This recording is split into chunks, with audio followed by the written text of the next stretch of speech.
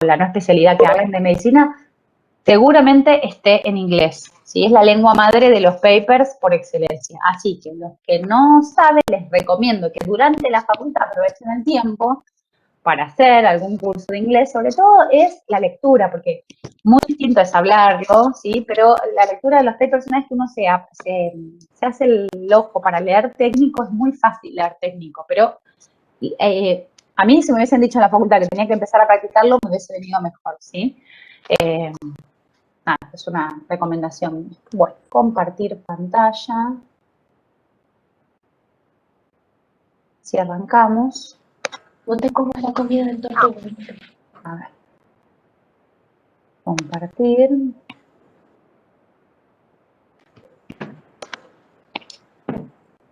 Bien, ahí se ve la pantalla, ¿no? Sí. Sí, ahí se ve, profe. Bien. ¿Sí? ¿Alguien me quería decir algo? Sí. Resulta que yo no me pude matricular a la comisión por el FIU, Sí. pero bueno, fue una visita física respecto a la mesa de examen en febrero, pero era simplemente porque me quedaba toda la materia. Te escucho muy, muy bajito. Es que no te pudiste matricular en el CIU, ¿no? Claro. Bueno, hay varios alumnos en esa situación, creo que son como 11 alumnos que no tienen comisión o algo así. Comunícate con la titular, con Cintia Garrido, para explicarle tu situación particular, ¿sí? Porque tenemos que dirigirnos a una sola persona para que maneje todo. Claro. El tema es el siguiente. A mí en el final de febrero me quedó ausente. Por eso tendría que recursar la materia este año. Sí. Cuando mensaje Cintia, te dije que tengo que presentarme en la mesa de mayo para regularizar la situación. Sí, va a haber una mesa extraordinaria en mayo, sí. Eso nos enteramos ayer. Claro, mi pregunta es, ¿yo tengo que seguir cursando hasta mayo? Como para no perder el año y hacer el SCD el año siguiente. Y yo creo que si tu última oportunidad es en mayo y sí, ya no tenés más...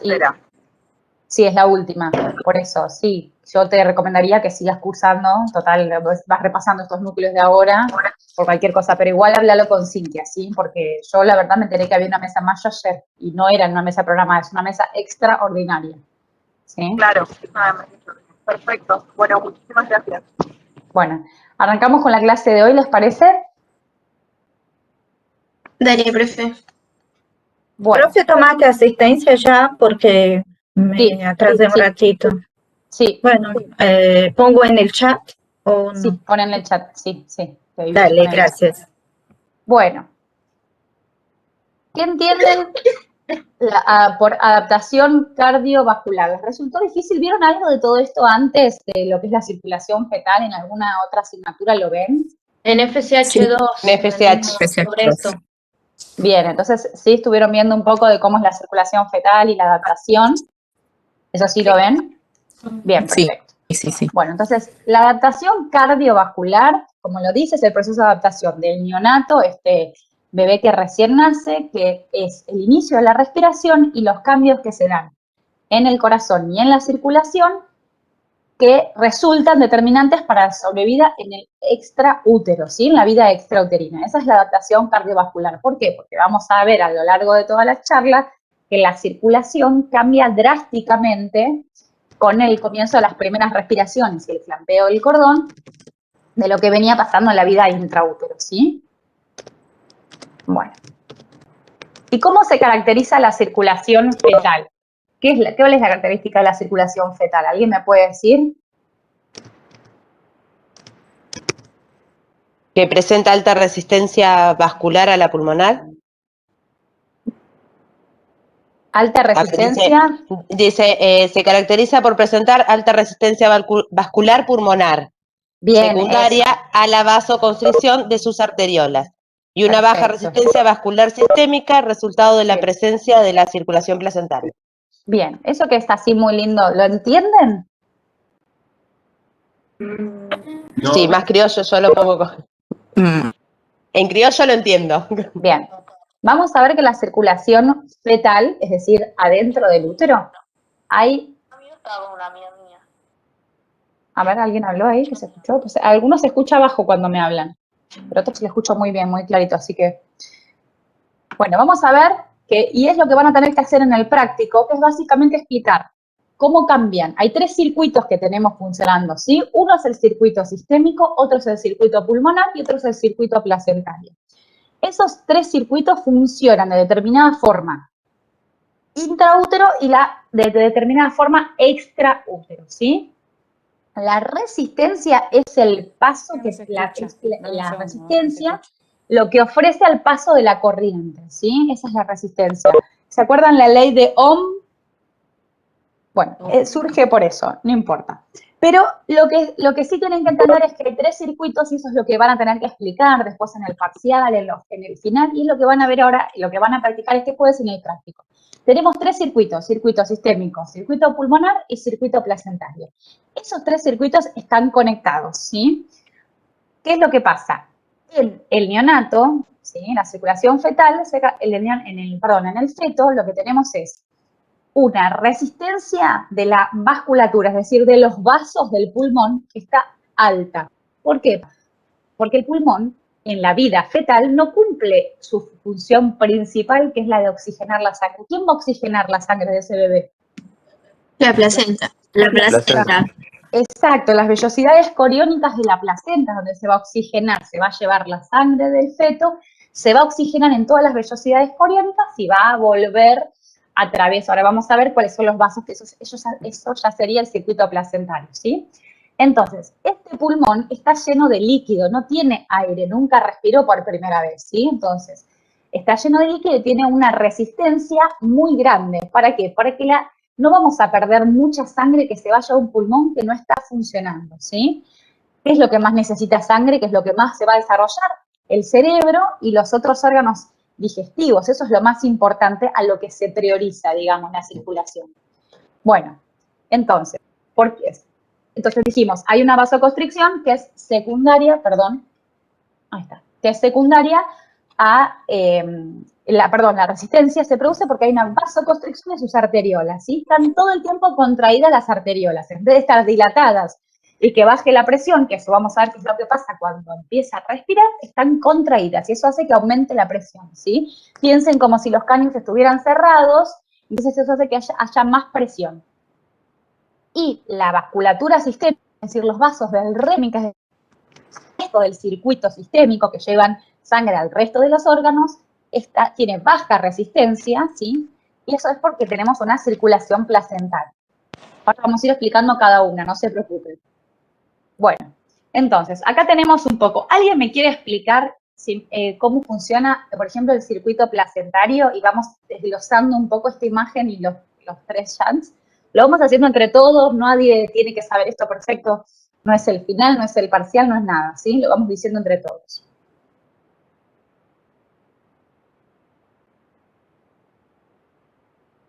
¿Quién se anima a contarme? Viene sangre oxigenada, dijimos, se oxigena en las vellosidades de la placenta. Bien, ¿por cuál de los vasos de la placenta llega la sangre oxigenada? Por las arterias umbilicales. La arteria umbilical. Vena umbilical. Bien, esa es la trampa. Esa es la paradoja. Por la vena umbilical. Por la vena umbilical, ahí está. Por la vena umbilical va la sangre oxigenada, ¿sí? Entonces, vena umbilical, a ver, ¿me ven el cursor? ¿Se ve el cursor? Sí. Sí. Por la vena umbilical, ¿qué es esta? ¿Sí? La vena umbilical iría a desembocar en el... ¿Qué es este? En el hígado. Perfecto, en el hígado. ¿Qué pasa? El 50%, 50, 60% de esta sangre oxigenada no la puedo perder toda en el hígado, ¿sí? Entonces, tenemos uno de estos shunts o comunicaciones, ¿sí? Que va a shuntear, va a saltear justamente la sangre entre el hígado. ¿Alguien sabe cómo se llama eso? Conducto venoso. El ducto venoso. Conducto venoso de Arancio, ¿sí? Lo que conecta la vena umbilical con esta que está acá, que ¿cuál es? Vena cava.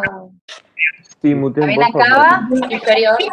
Perfecto, la vena cava inferior. Fantástico. Profe, Entonces, perdón, no se le escucha con el bien. micrófono extendido Sí, que como mucho ruido y no llego a escuchar lo que decís. hagan silencio en los micrófonos del resto, por favor.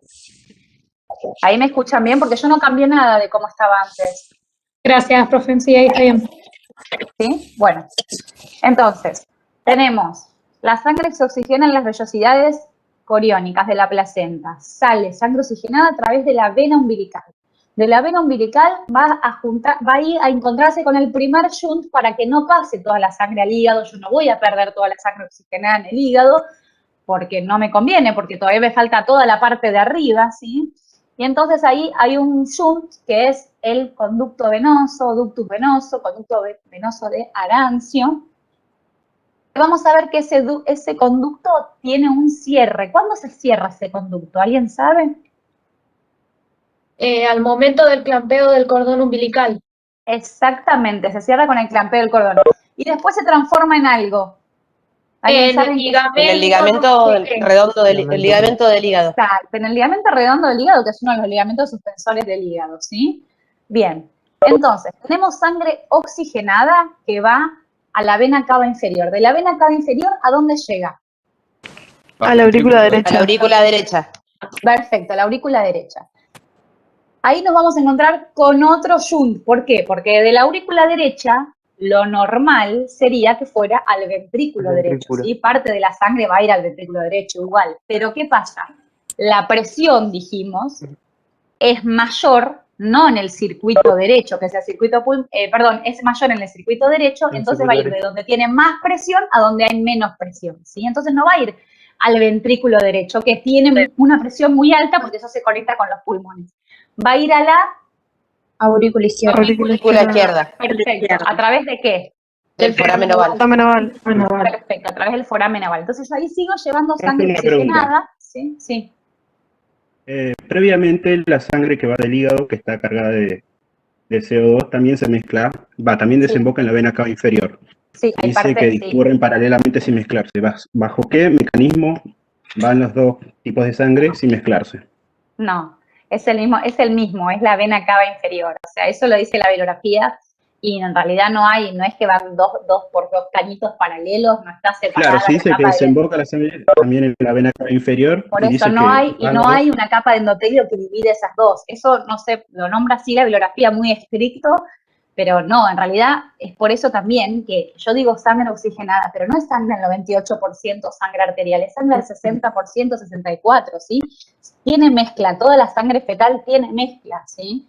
Entonces, no, eso lo dice la bibliografía, es muy, muy estricto, pero no hay una separación anatómica en la vena cava inferior que lleve estas dos cosas, ¿sí? Así que eso tómenlo con pinzas. Ya con que cuando llega la época del final, nadie se acuerda de la circulación fetal, así que ya con que me digan la circulación fetal bien, con los 3 shunts, ya eso es para un 10, imagínense. Una pelotuda. Bueno. ¿Seguimos? Seguimos. Bueno, entonces, va a la aurícula izquierda. De la aurícula izquierda, ¿entienden por qué va? Está el foramen oval, pero va por las diferencias de presión, porque el circuito derecho, que es aurícula derecha, ventrículo derecho, tiene una presión muy alta, es el circuito pulmonar del que estamos hablando, que la resistencia es muy alta por la vasoconstricción de las arteriolas. Entonces, va a ir de donde hay más presión a donde hay menos presión. Y donde hay menos presión es en la aurícula izquierda, ¿sí? Entonces, va a la aurícula izquierda. ¿De la aurícula izquierda a dónde va? Al ventrículo izquierdo. Al ventrículo izquierdo. Ventrículo izquierdo. Ventrículo izquierdo, y ahí ¿qué hace? Arterias. Se va a la aorta y a una parte de la pulmonar. Por el ductus arterioso. Ahora vamos con el ductus arterioso. Se va a la aorta, perfecto. ¿Qué pasa? De la vena cava superior, que es lo que está acá, ¿sí? De la vena cava superior, algo de sangre de lo que es toda la cabeza y el cuello va a ir de aurícula derecha al ventrículo derecho. No es que el ventrículo derecho no recibe sangre, recibe un poco de sangre, ¿sí? Ese poco de sangre que va al ventrículo derecho y hace el circuito pulmonar, que como se ve acá, no oxigena sangre, ven que sigue todo en azul la sangre, sigue siendo, el pulmón no sirve ahí para oxigenar, ¿sí? esa sangre que después sale por la arteria pulmonar se va a ir al circuito sistémico a través del tercer shunt que vamos a describir ahora, que es el ductus arterioso, ¿sí? El ductus arterioso conecta la arteria pulmonar con la aorta descendente, ¿sí? ¿Se entiende? Sí. Perfecto, es este que está acá, ¿sí? Esta es la arteria pulmonar acá saliendo, que se divide, ¿sí? Y este es el ductus que conecta arteria pulmonar con la parte de la aorta descendente, ¿sí? Este es el callado de la aorta superior, callado de la aorta inferior. Entonces ya lo conecta con la aorta descendente o aorta inferior, ¿sí? Esos son los 3 ductus que, si se ponen a pensar, cada ductus conecta cada circuito, ¿sí? El ductus venoso es del circuito placentario, ¿sí? El ductus, la comunicación interauricular es del circuito sistémico, porque es la sangre que va después a la circulación sistémica, y el ductus arterioso es del circuito pulmonar, ¿sí? ¿Se entiende cómo es la circulación fetal? Y después esta sangre, que igual está mezclada a la de la aorta descendente, va a ir a irrigar los riñones, el resto del tubo digestivo, los miembros inferiores, ¿sí? Después tenemos las arterias ilíacas, que de la arteria ilíaca van a salir las arterias umbilicales y va a volver la sangre desoxigenada. Entonces, la trampa es que el circuito placentario, que es vena y arterias umbilicales, la sangre oxigenada sale de la vena umbilical y va por el sistema venoso, ¿sí? Y la sangre desoxigenada se va a través de las arterias umbilicales que nacen de las ilíacas. ¿Se entiende? Sí, perfecto. Bien. Sí, profe. Bueno. Profe, ¿puedo hacerte una pregunta? ¿Este PPT, ustedes lo van a subir o no? Sí, creo que sí. Sí, creo que sí. Bueno. De todas formas, esto es lo mismo. Pueden buscar algún video en YouTube, algo por ahí que esté bueno para ver la circulación. ¿Sí? Este video igual está bueno porque ahí te dice los lugares de mezcla de sangre y todo. Pero lo que preguntamos siempre es qué es lo que se produce con la respiración, qué cambios hay en las circulaciones, cómo son los circuitos antes de en la vida intrauterina y extrauterina, y cuáles son los shunts. Eso es lo que preguntamos, ¿sí? Para que sepan. Yo me acuerdo, profe, que era muy importante recordar que el agujero oval durante la vida fetal tenía más presión, o sea, la aurícula derecha que la izquierda, y después con la primera respiración puede ser que se invierte. Se invierte, hay como una fuerza que... Y eso es lo que llaman verdadero periodo de transición, sí. Claro, y queda fluido. Lo que no me acuerdo es si se ocluye en el momento, o creo que tardaba un poquito, ¿no? Todos estos shunts tienen un cierre anatómico. Bien, todos estos shunts tienen un cierre anatómico y un cierre funcional. El cierre funcional siempre ocurre primero, ocurre en las primeras horas, ¿sí? Lo que más a veces se demora es el ductus, que puede cerrar durante la primera semana, que igual es a las primeras 96 horas cierra la mayoría, después tienen un cierre anatómico que en general se da a la segunda, a la tercera semana, en algunos casos hasta los 3 meses, ¿sí? Eso también está bien explicado en la biología, pero es cierre anatómico y cierre funcional. Primero es el funcional y después es el anatómico, ¿sí? Y por lo menos, a veces preguntamos también lo del conducto venoso, en qué se transforma después, es en el ligamento redondo, como muy bien me contestaron, ¿sí? Que es uno de los mecanismos de sostén después del hígado. Entonces, ¿qué pasa con la transición a la vida extrauterina? Un segundo. Bueno, entonces, se producen cambios cuando se elimina la circulación placentaria, porque como dijimos, clampeamos el cordón, ¿sí? Y entonces, eso, a ver, un segundito. Bueno, entonces se elimina estaba mi hijo por acá dando vueltas, perdón. Bueno, se elimina la circulación placentaria, ¿sí? Que la circulación placentaria tenía baja presión, y entonces cuando yo clampeo el cordón, como se ve acá, son 2 arterias umbilicales y una vena, por esto que explicamos antes, ¿se acuerdan? Las arterias umbilicales vienen de las arterias ilíacas. Tenemos 2 arterias ilíacas, por lo tanto son 2 arterias umbilicales.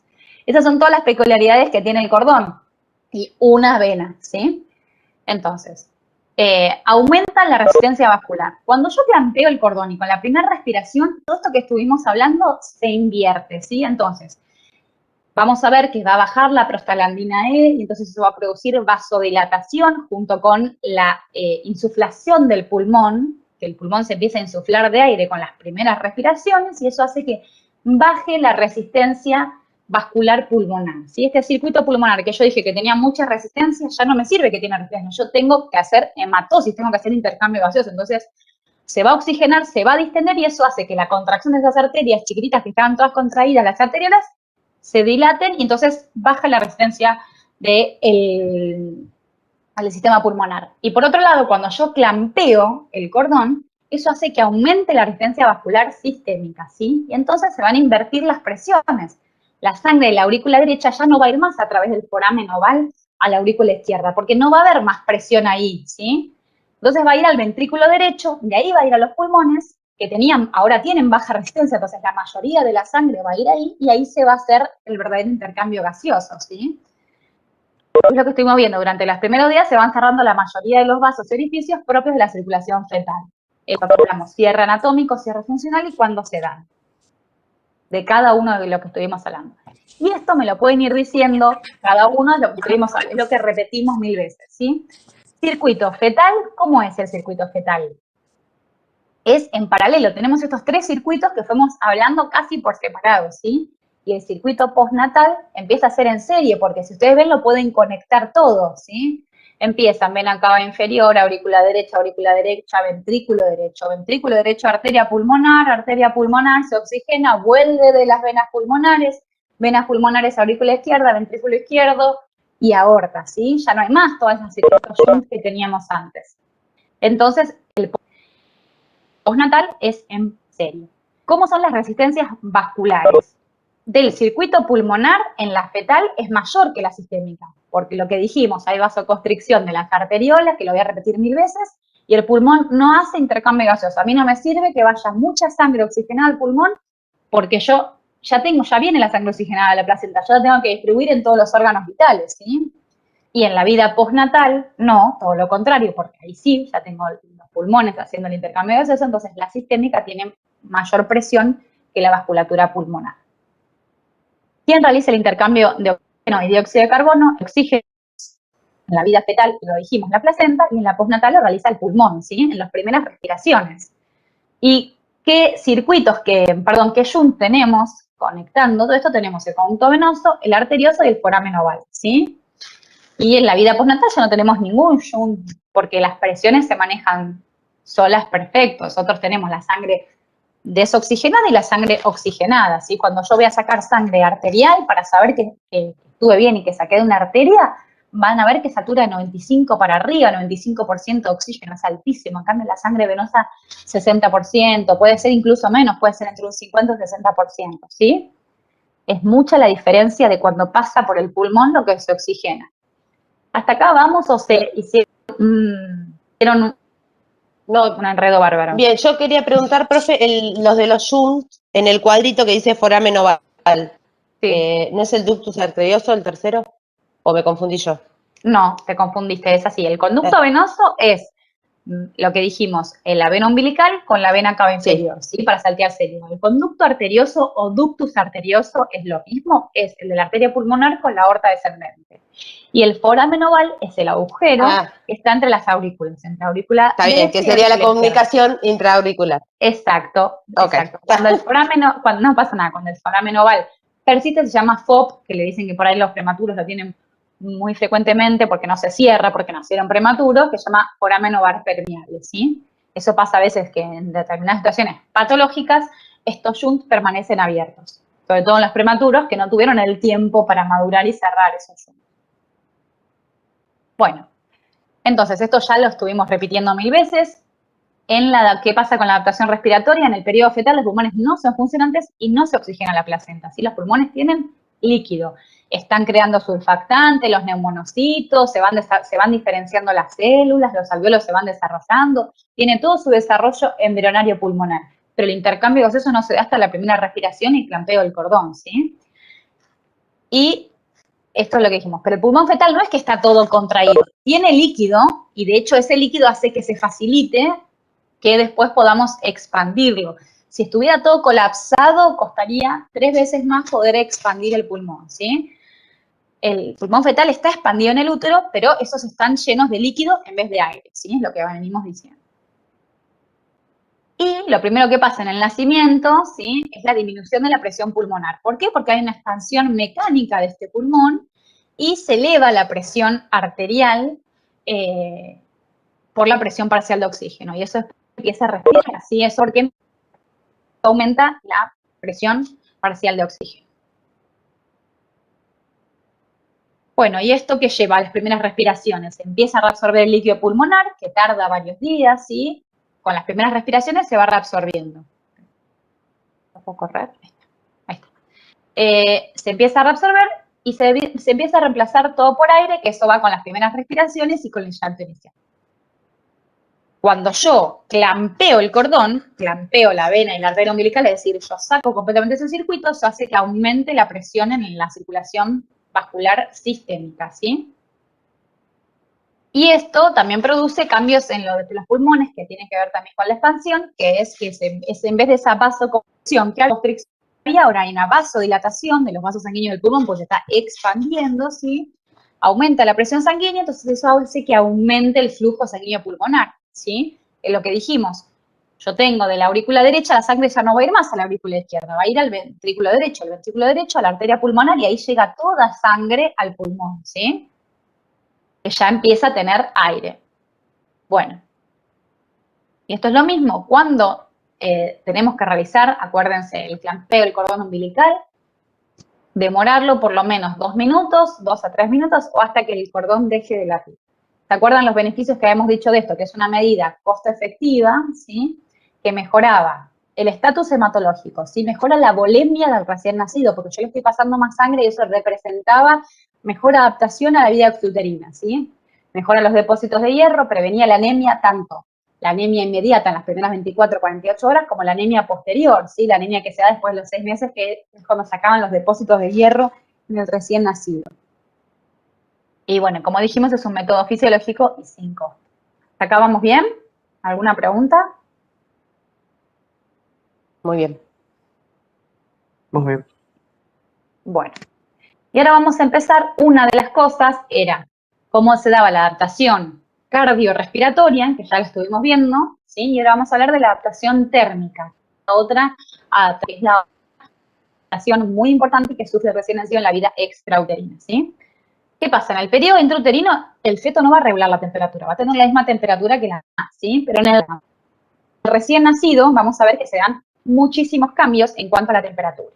Y por eso es importante, y también lo van a, bueno, es lo que tuvieron lo que tienen las preguntas que tienen en el trabajo práctico, ¿qué pasa con las situaciones en las que nosotros, personal de salud, podemos intervenir para evitar esta desadaptación térmica que nosotros mismos le podemos generar al recién nacido, ¿sí? Entonces, ¿cómo tiene que ser el ambiente donde nace el recién nacido? Tipo Con temperatura controlada entre 26 y 28 grados. Perfecto. Bien, y van a ver que cuando están en la servocuna o en las incubadoras, ¿cómo se dice que se tiene que poner la temperatura? Que eso estaba en la bibliografía. Si no hay termocuna, a 50 centímetros o más del recién nacido, o con una lámpara. ATN, ¿alguien se pone? ¿Sabe qué es? ¿Temperatura neutra, profe?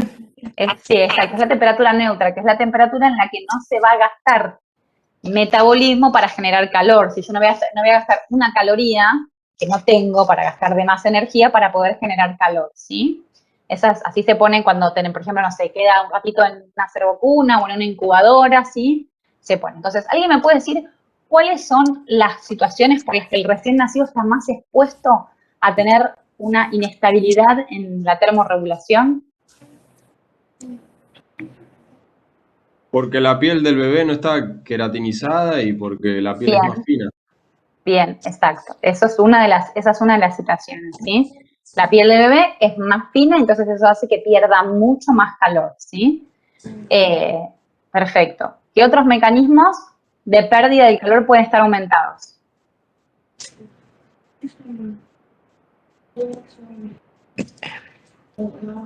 Puede tener que ver, profe, con, por ejemplo, que el tamaño de la... Hay que cubrir bien la cabeza porque el tamaño de la misma es grande en relación al resto del Es organismo, del desproporcionado, cuerpo. sí.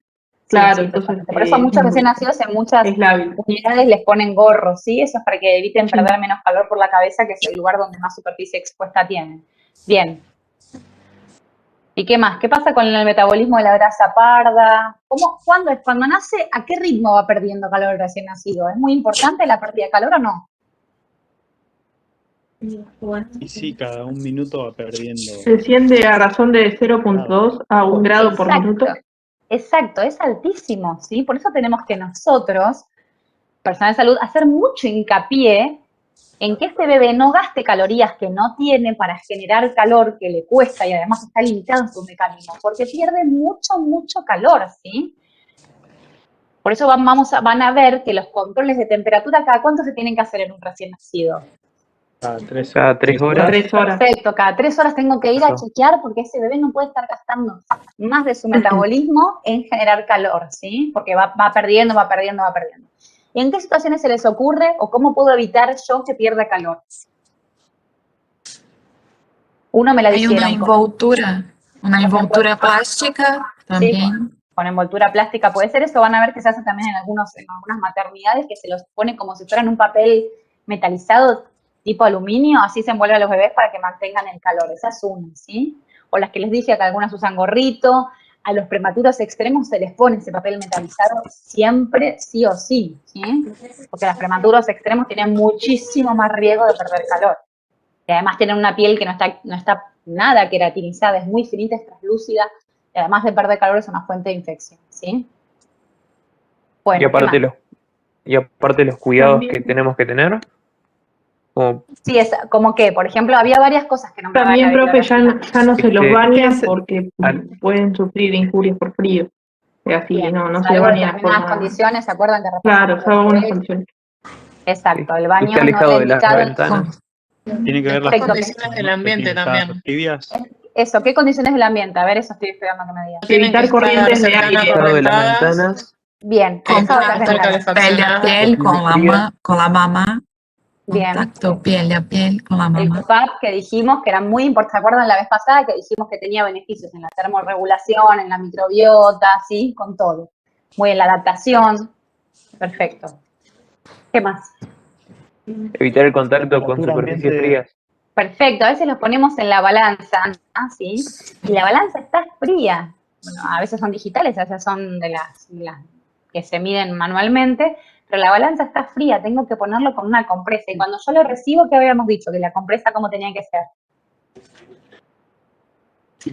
Calentada para evitar entibiada, ¿sí? Por lo menos. No la voy a sacar de la heladera o si estamos en pleno invierno, la compresa la saco de un placar que sale helada y recibo un recién nacido así, ¿sí? A veces cuando estamos un ratito antes, lo que hacemos es frotarnos, tenemos guantes estériles, empezamos a frotar la mantita la compresa para calentarla, ¿sí? Mientras esperamos que nazca. Porque no lo puedo recibir con una cosa fría o apoyarlo sobre una bacha de metal, ¿sí? O sobre una balanza. Bueno, ¿qué más? El contacto piel a piel con la madre. Perfecto, el COPAP, bárbaro. Que no esté cerca de la ventana, ya me lo dijeron. La temperatura que tiene que tener. 24 y 26, ¿no?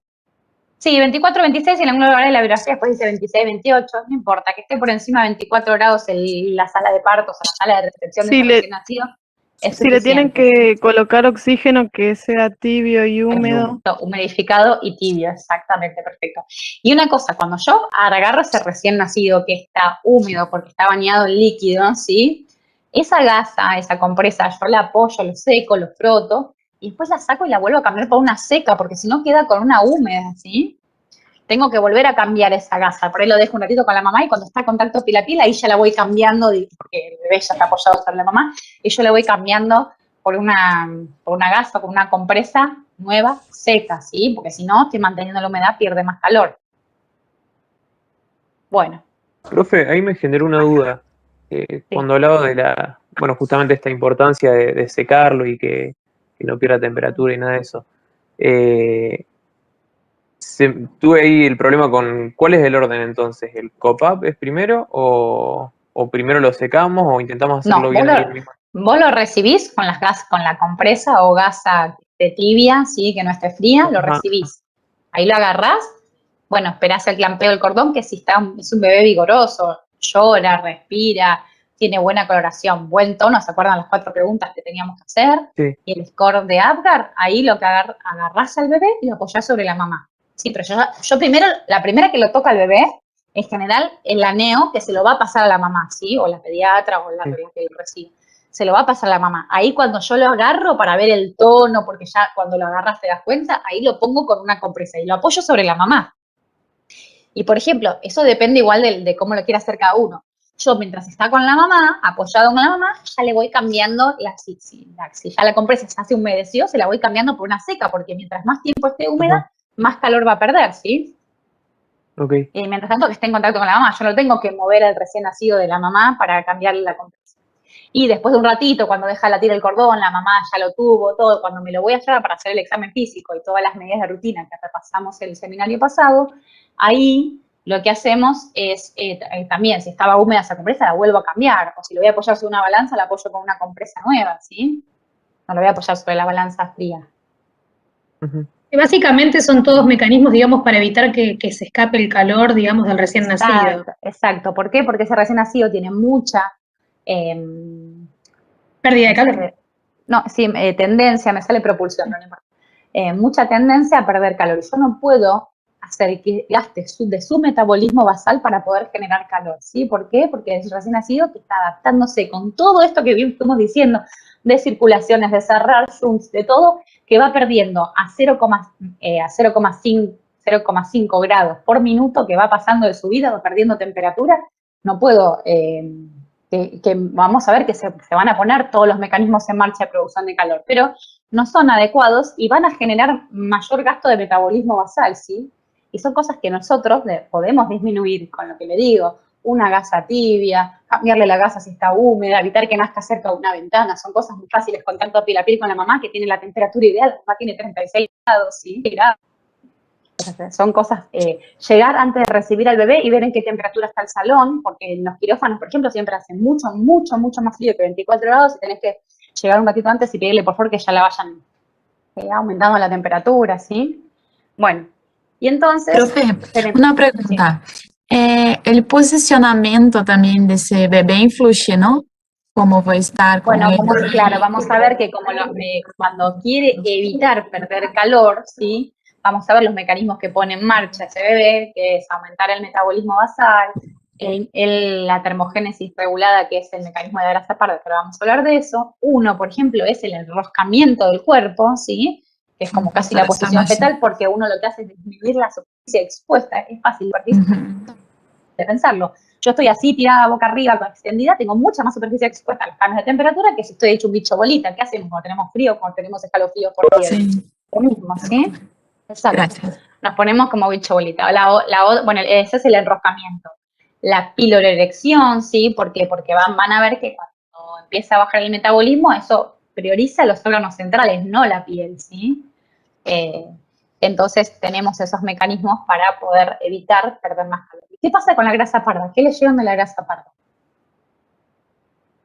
Profe, una pregunta. Sí. ¿Cuánto tiempo debemos cuidar eso de la temperatura del bebé? Como, ¿hasta cuándo él necesita de este cuidado? Porque igual... Durante las primeras 24 horas el control de los parámetros vitales es cada 3 horas hay que tomar la temperatura del bebé, ¿sí? Y van a ver que las enfermeras de la nursería están tomándole las temperaturas porque tienen que controlar la temperatura del bebé. Son las cosas más importantes para controlar. Eso, la glucemia, la presión, pues lo vamos a ver todo, ¿no? La temperatura, la frecuencia cardíaca, el esfuerzo respiratorio, pero sí. Profe, creo que quiso preguntar ahí hasta qué edad se tiene que fijar ahí de la temperatura. Sí, 3 meses, 5 meses, algo así, ¿no? No, ¿cuántas horas en realidad? ¿Cuánto lleva la adaptación térmica? ¿No? Sí, ¿cuánto tiempo? Porque igual, yo soy de Brasil y vivía en una ciudad que hacía 40 grados, como casi todos los días. Y yo veía a los bebés así, recién nacidos, todos cubiertos con un montón de ropa. ¿Y es necesario eso? No, o sea, todo depende de la temperatura del lugar donde nazca, el cambio de temperatura que sucede al recién nacido, ¿sí?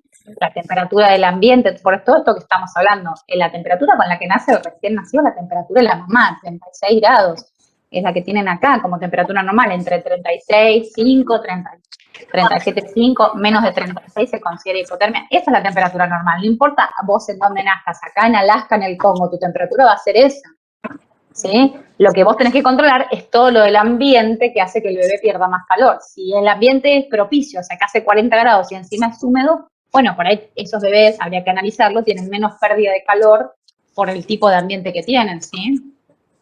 Pero todos esos mecanismos son universales. Todos los bebés empiezan a perder 0,5 grados por cada minuto que va pasando. Eso Pero son 24 horas, profe, nada más, ¿no? Sí, son 24, 48 horas. Creo que era eso lo que preguntaba la sí, compañera. para mí va para eso, tal cual. Son las primeras 48 horas que está internado, y sobre todo las primeras 24 horas en plena adaptación cardiorrespiratoria, que es donde nosotros no podemos hacer que ese bebé gaste mucho metabolismo en eso, ¿sí? Piensen que va a empezar a tomar gotitas de calostro nada más, que eso le va a hacer energía. Bueno, ¿qué pasa con el metabolismo de la grasa parda? Es un tejido graso que se activa cuando, claro, cuando hay pérdida de calor.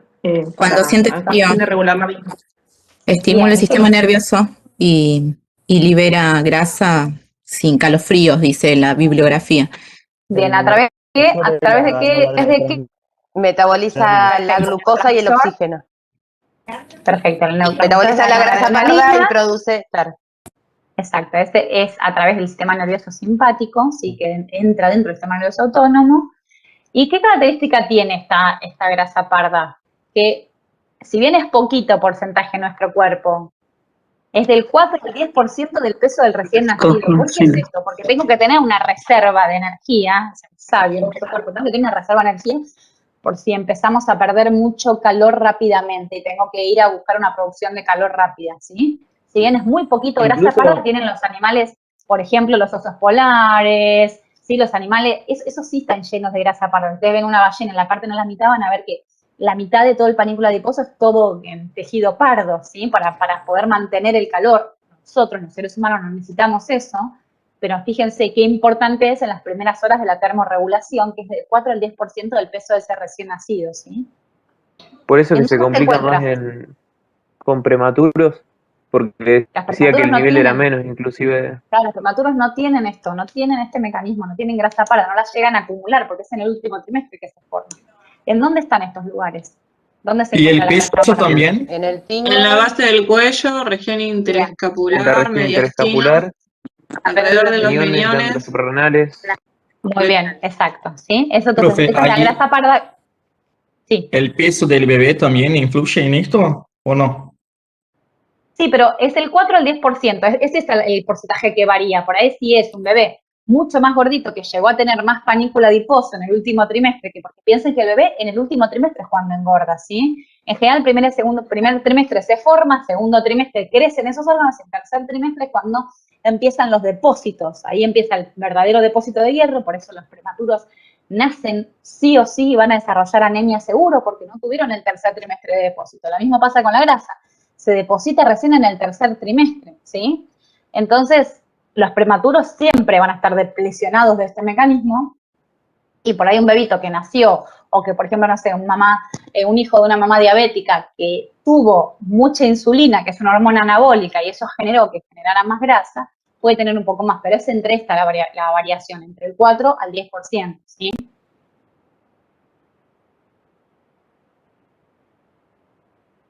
También decía que al activar el metabolismo de la grasa parda, consumía mucha glucosa y oxígeno, y que era un riesgo muy grande porque podía entrar en hipoxia o en hipoglucemia. Sí, cuando decimos, perdón, profe, el tema también de hipoglucemia, ¿no? También me hace pensar el tema ¿no? De los nacimientos de mamás con diabetes gestacional, ¿no? O diabéticas, ¿no? Que son, que hay que cuidar tanto el tema de la glucosa, ¿no? Sí, los hijos de mamás diabéticas son hijos de riesgo, entonces se tienen que sacar, se saca una glucemia a las 4 horas de nacido. Sí, entre las 4 y las 6 horas nacido se saca la glucemia para controlar esto, porque sabés que ese bebé estuvo insulina circulando de más, ¿sí? Y que cuando nace, eso... Uy, la batería se está agotando. Uy, ¿me siguen escuchando? Sí, profe. Sí, profe. Se te ve entrecortado. Ahí está. Vimos Ahí. su cartel que se está agotando. Sí. Bueno, esa es la termogénesis de la grasa parda. Vamos a pasar a la próxima diapositiva.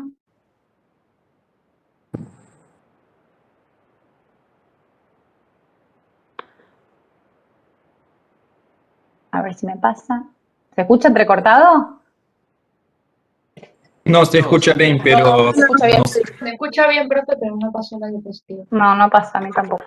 Pero igual no hay muchas más, pero lo voy a ver si no me conecto desde el... No sé por qué no lo pasa. Miren, ahí está. La anterior, gracias. Ahí me pasó todo de golpe. Bien. La anterior es adaptación térmica, que ¿cómo lo hacemos? Lo que dijimos, favorecer el COPAP, que es el contacto piel a piel. Eso no solo facilitaba que ya hubiera vínculo con la mamá y lo de la microbiota, sino que evitaba la pérdida de calor por conducción. Y un poco lo que estuvieron hablando recién, de que la hipotermia produce hipoglucemia, hipoxia, y eso lleva a la acidosis metabólica, ¿sí? Yo no puedo permitir que un recién nacido tenga hipotermia. Hay muchos mecanismos que nosotros podemos poner en marcha para evitar esto, sabiendo que tiene termolabilidad. No se escuchó, profe. Se cortó. Se cortó, profe. No hable. Sigue hablando la profe. No. No.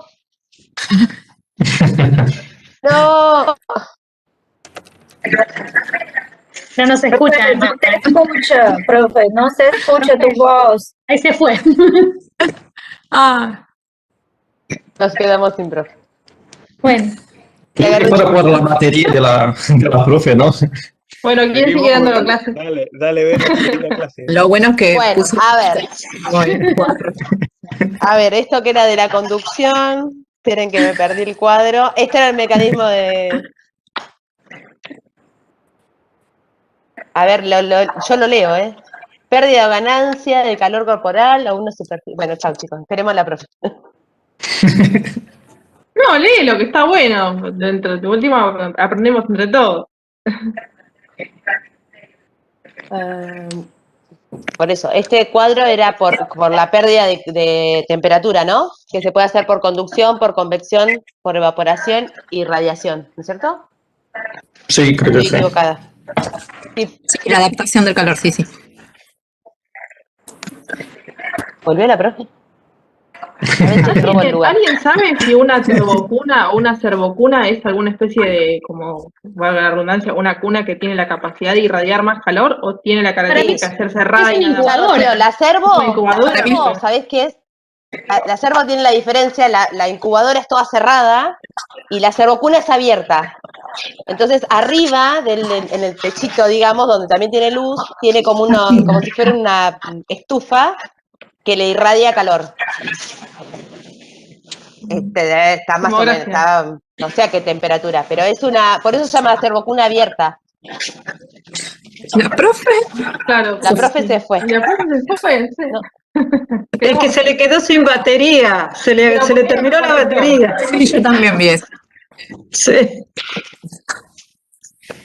Pero en el chat se puede escribir algo. Pero el power siguió andando, por eso. Ahí voy. Digo, no se escucha, ¿o qué? No tiene la cámara prendida la profe. El power se maneja solo.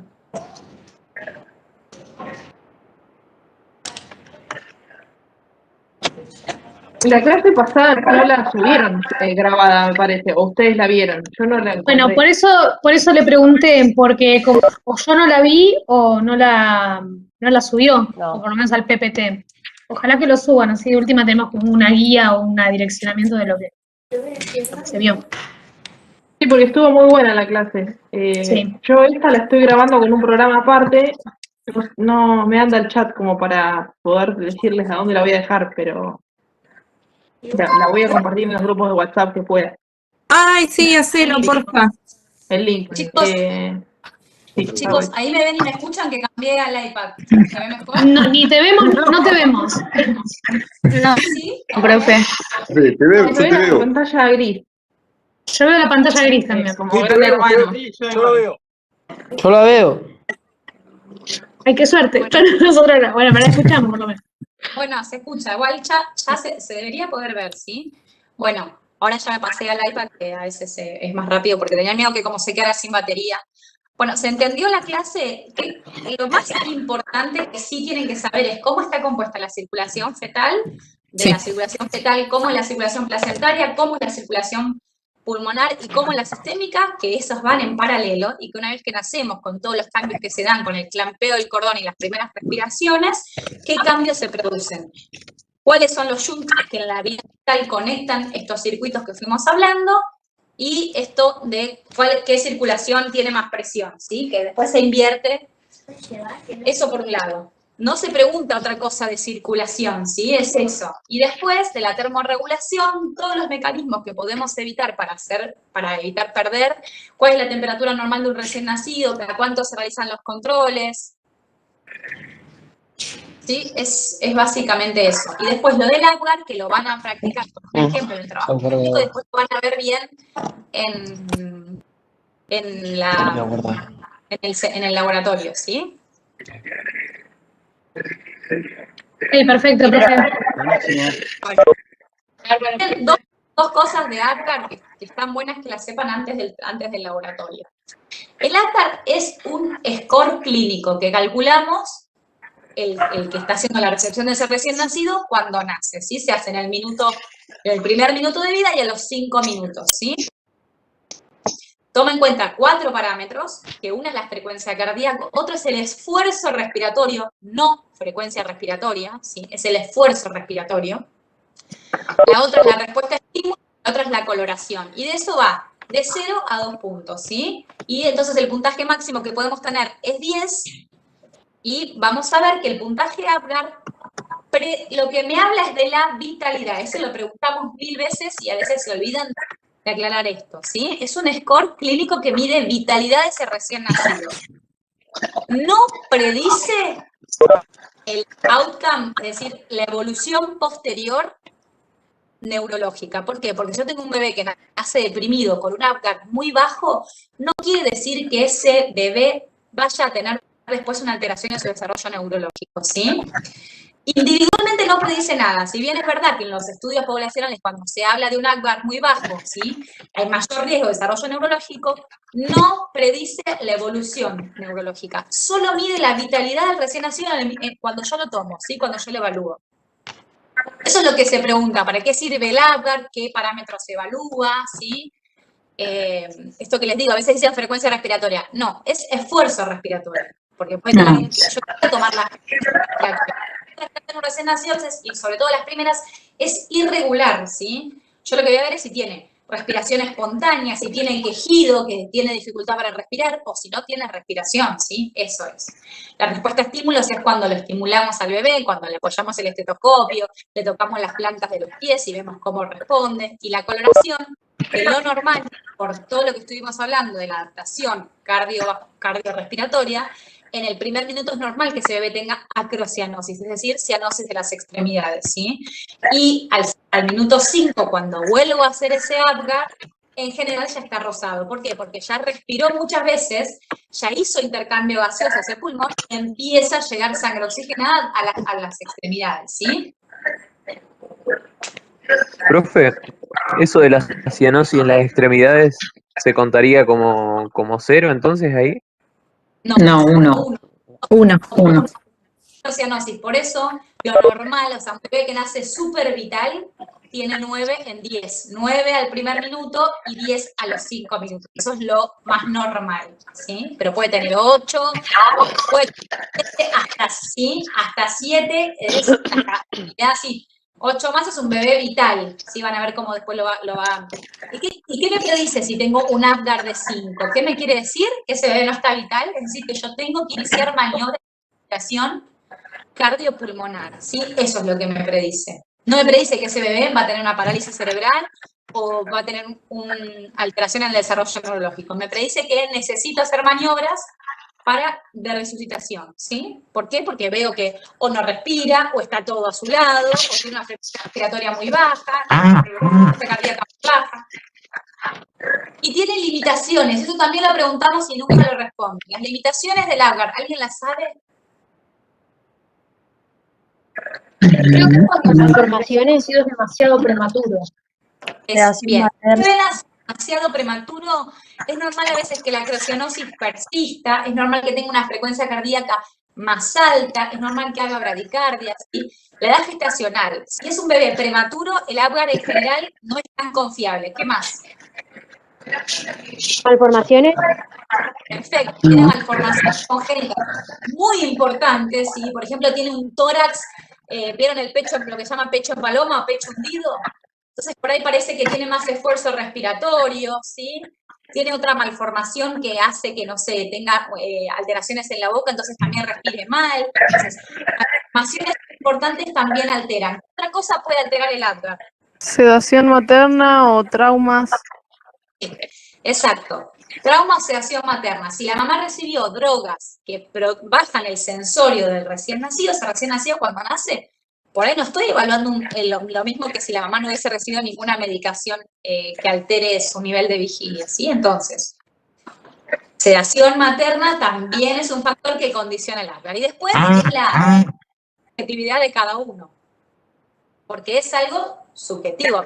En la frecuencia respiratoria, la frecuencia respiratoria con la frecuencia respiratoria, la frecuencia cardíaca, ¿en cuánto debe tomar? ¿En un minuto, en 15 segundos? Por ahí no es totalmente regular, entonces cuando yo la tomo es distinta, ¿sí? Por ahí para uno la respuesta al estímulo era más o menos y para otro era vigorosa. También hay variación interobservador. Pero sepan esas limitaciones, porque eso sí se pregunta y la mayoría a veces no la puede responder. Para ir No sé si se dijo, profe, pero también el Apgar ha sido inapropiadamente utilizado para predecir el resultado neurológico adverso individual. Creo que lo habíamos charlado. Eso es lo que dije. Claro. Eso es lo que dije, Rocío, que no se puede evaluar el Apgar para el desarrollo neurológico posterior. No es sinónimo de que tenés un Apgar bajo, va a tener una alteración en el desarrollo neurológico. No son sinónimos. Para nada. No predice complicación neurológica, predice vitalidad en ese momento y si me da mal, que tengo que hacer maniobras de resucitación. Nada más. Bueno, otra pregunta. Esas son las cositas de Apgar que quiero que sepan antes del laboratorio para que vayan afilados. Y Ana Sol me manda un mensaje que tus alumnos fueron afilados. Profe, una pregunta para el laboratorio. Para el laboratorio que dice que hay que llevar algunos elementos como cartulina, etcétera, ¿hay que armar algún grupito previamente o se hace todo ahí en clase? No, se puede hacer en clase. Los grupos, para dividirlos entre, justamente uno va a ser circulación placentaria y el otro va a ser circuito pulmonar y el otro circuito vascular, ¿sí? Listo, profe, gracias. De la clase de hoy. ¿Qué más? Tengo una pregunta acerca del Apgar. Cuando el bebé tose frente a respuesta de un estímulo, ¿qué puntaje se le da? ¿1 o 2? 2, en general 2. Depende, si es una tos activa, como que responde bien al estímulo, es 2. Si tose así como que no reacciona, es que es muy subjetivo. Lo tienen en el cuadrito bien puesto. Listo, muchas gracias. Si es una tos activa o se lo quieren sacar, si le ponemos una sonda en una narina o algo en la boca para estimularlo, se lo quieren arrancar, hace muesca, todo eso, es que está bien vital, ¿sí? Si hace y nada más, ¿sí? No es, eso no es, quiere decir como que no está tan vital. Ok, listo, muchas gracias. Nada. ¿Qué más?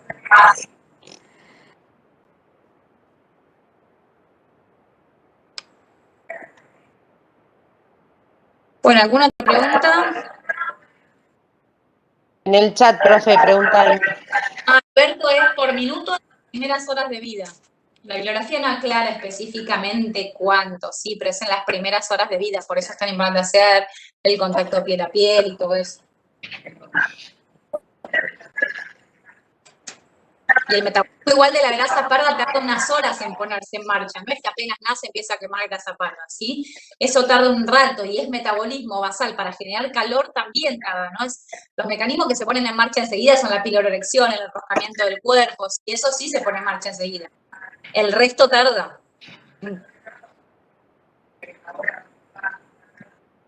Los calofríos, muy bien. ¿Alguien más? Profe, a mí me quedó una consulta con el Apgar. Bueno, decime.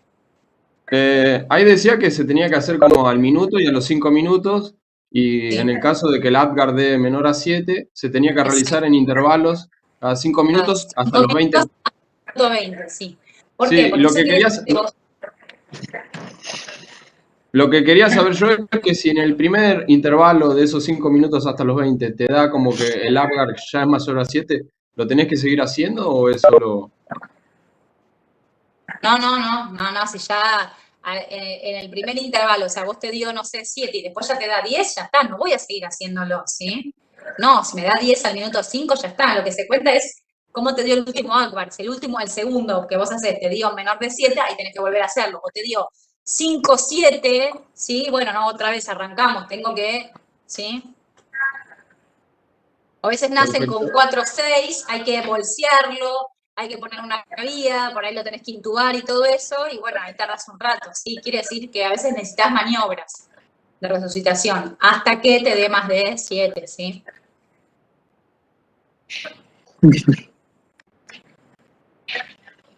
Bueno, ¿algo más?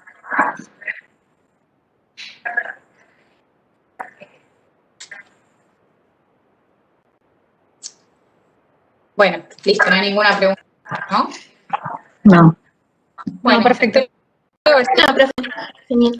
Espero haber sido clara, no es difícil, es un tema lindo, que es mucho oficio, no tiene trampas este tema, es lo que yo le estoy diciendo y lo que preguntamos es lo que yo les hice hincapié, ¿sí? No hay otra cosa distinta que se pregunte de esto. No es un tema muy complicado, es un tema para saber, porque siempre se pregunta y son muy preguntables este número, ¿sí? Todo. Apgar, circulaciones, cómo son, limitaciones del Apgar, lo que les dije. Tampoco les pedimos, les damos un ejemplo, como en el trabajo práctico, en el oral les pedimos que nos diga más o menos cómo es el Apgar. En general no damos un ejemplo, ¿sí? Pero que sepan esas cosas, qué limitaciones tiene, que no predice desarrollo neurológico. Bueno. Profe. Sí. El sondeo a mí me dejó vacilando la primera que decía que circulaba la circulación pancreática, me quedó ahí regulando eso. Que evitaba la circulación pancreática, decía. Ah, ¿eso podemos verlo del sondeo? La 2 creo que era la que eran todas respuestas. ¿Alguien tiene las preguntas? Porque lo tengo en la compu, ahora no lo puedo abrir, no tengo batería. Y yo las tengo, profe. Dámelas. Sí, siguen activas. Va, activas, están ahí. Sí. Están en el... Primera decía... bueno, no. seleccionar, dice A través de ductus venosos se saltea la circulación pancreática y la sangre ingresa de la vena umbilical hacia la vena ilíaca. B, el tabique intraauricular. Encontramos el foramen oval donde la sangre fluye desde la aurícula derecha hacia la aurícula izquierda. C, el conducto arterioso comunica la arteria pulmonar y las venas pulmonares para poder irrigar los pulmones fetales. D, todas las opciones son correctas. Esa era la primera. Y a ver, ¿cómo era la primera? La que saltea el circuito. Claro, la primera dice, a través del ductus venoso se saltea la circulación pancreática y la sangre ingresa de la vena umbilical a la vena ilíaca. No. Saltea es la circulación hepática. La hepática, claro. Sí. Entonces la B, la respuesta correcta, ¿no? ¿Cómo era Sí. la B? A ver, Sí, yo marqué la B. ¿Cómo era la B? La B foramen dice, oval. La B tengo, en el tabique intraauricular encontramos el foramen oval, donde la sangre fluye desde la aurícula derecha hacia la aurícula izquierda. La derecha, en la vida fetal, ¿sí? Eso no pasa después de que nace, pero en la vida fetal sí. Esa es la correcta. La circulación que se saltea no es la pancreática, el páncreas es un órgano vital, ¿sí? Que se irriga, la que se saltea es la circulación hepática. Bien. Yo le puse todas son correctas. No pasa nada, para eso está el seminario. ¿Y la otra pregunta? Y la otra pregunta decía, con respecto a las presiones en la circulación fetal, seleccione una opción correcta. A, la circulación fetal se caracteriza por presentar alta resistencia vascular pulmonar. Eso está bien, ¿o no? La circulación sistémica fetal se caracteriza por baja resistencia vascular. Esa está bien. ¿No? ¿Estamos bien ahí? Baja resistencia. Baja resistencia vascular pulmonar. No, esa está mal. Claro, la fetal la otra tiene dice, alta resistencia vascular. Alta resistencia. Ok. Esa Y es dice, la correcta. Bien. Sí, todos los demás. Pasa que por ahí cambia un pedacito nada más y como que tenés que La circulación enfocar. vascular es todo, es la circulación de los vasos. Tienen que ir a leer si es pulmonar, o sea, del circuito pulmonar, o si es sistémica, ¿sí? Porque a veces leen vascular alta, pulmonar alta, y uno ya piensa en sistémica. No, lean la palabra que sigue al lado, si es pulmonar o sistémica, ¿sí? Pero Bueno, también puse que todas son correctas. No pasa nada, Verónica, o sea, lo importante es que después de esto entiendas. ¿Se entendió claro qué es lo que pasa en la vida fetal y en la vida extrauterina? Sí. Piensen si los pulmones en la vida fetal no están funcionando, yo tengo que tener una presión alta para que la sangre no vaya ahí, porque no me sirve que la sangre vaya ahí, ¿sí? Está oxigenando la placenta, de ahí lo sacan. Y después yo necesito que toda la sangre vaya a hacer hematosis al pulmón, entonces voy a bajar la resistencia para que haya más flujo, ¿sí?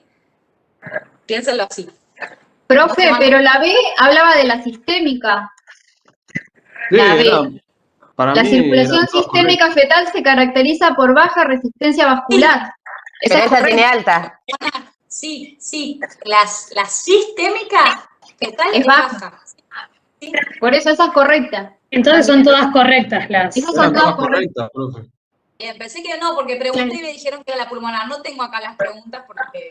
Claro, la primera vez pulmonar y después la otra. Está bien. Entonces dice correcta, que eran todas correctas. Entonces le pegaste, Verónica.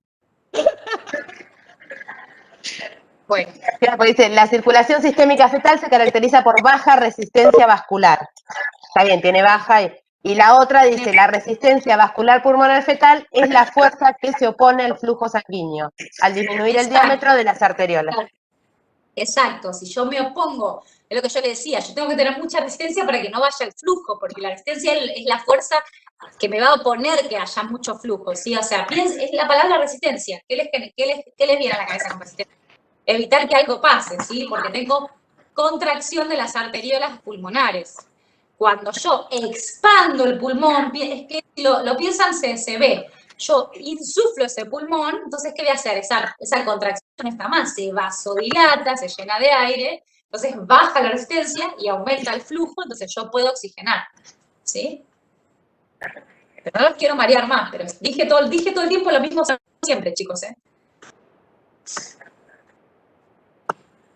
Bueno. Listo, entonces esas eran todas son correctas. Muy bien. No voy a hacer más los sondeos, porque se confunden más, después es un perno abrir la computadora, prefiero hacerlo de acá y listo. Yo les hago las preguntas del sondeo y las respondemos verbalmente. Dale, mejor. De todo. Perfecto. Bueno, ¿algo más? Los veo el lunes que viene, ¿sí? Dale, profe. Chao, gracias, profe. Sí, profe, gracias. Chao. Profe, gracias. Gracias. Chao.